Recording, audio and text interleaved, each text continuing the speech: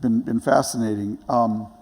Karan, what do you make of all of this, and how is opportunity at work interfacing with both these opportunities and the challenges you see out there?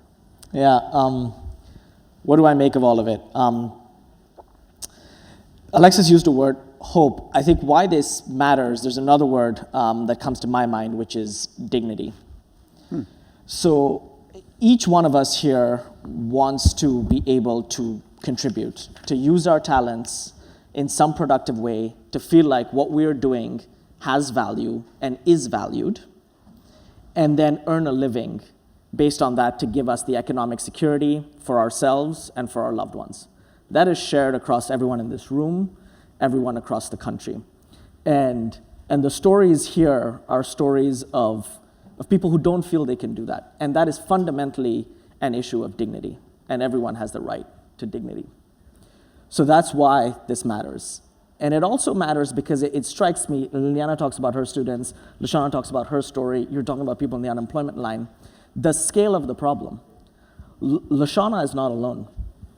When we add it all up, this affects half the labor market. There are 70 to 80 million people who are in that situation.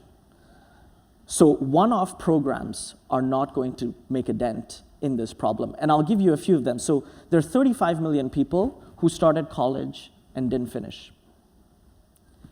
And if the currency for learning is baked into the degree, or if the justification for inclusion for a job is based on that, what are we signaling to the 35 million people?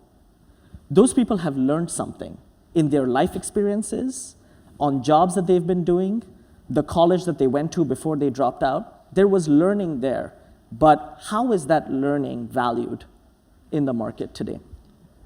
And so part of what we make of all of this is in our mission statement, which is how do you rewire the market so that Americans can work, learn, and earn to their full potential? And there are three elements to that Opportunity at Work focuses on. One is how do you build a network of employers who are hiring based on mastery, not pedigree? So demonstration to do the job, not based on a pedigree measure or have you done this exact same job previously. And that matters because it matters for Liliana to be able to connect her students into a network like that. It matters for Lashana to know that there are jobs out there where if I went there and I took the coding test, I would pass with flying colors and I would get the job. I would not be, to Alexa's point, screened out. I would be screened in from what I'm doing. And most importantly, it matters to create a signal into the market for training.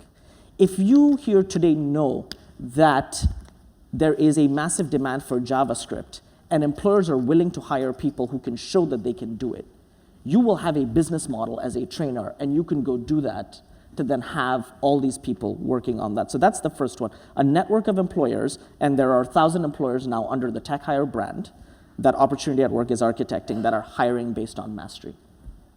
The second is then a network of training providers and educators who are training based on the in-demand skills today, and more importantly, are allowing their students to demonstrate their skill.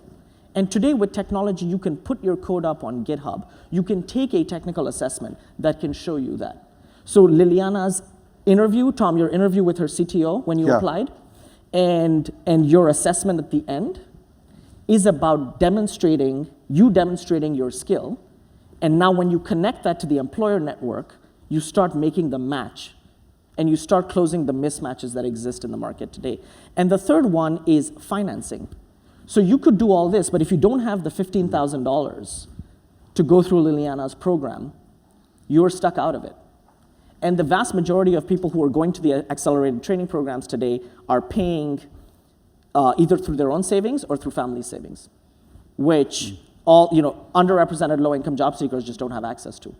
So what does a financing market look like for talent? And those are the three elements. But the fundamental thing, if I had to boil it down to one word of sort of what we do, is if you could do the job, you should get the job. And that's the labor market that we should have. So